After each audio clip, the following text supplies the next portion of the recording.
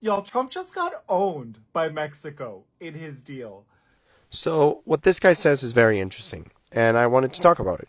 Hi, I'm Leo, and welcome to my perspective. So, he says this was a resounding loss for Donald Trump.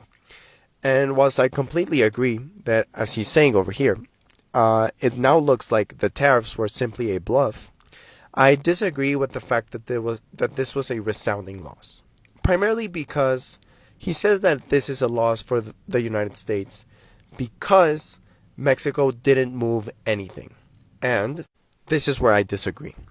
Looking at even national newspapers like Reforma, where they mention that the military people are already moving towards the northern border, we can see that this isn't the case, and Mexico did have to implement 10,000 new guards over at the northern border. Now, I also completely agree with him saying that Mexico won a huge deal by showing how the United States had been doing some wrongs by smuggling a few things here and there into Mexico.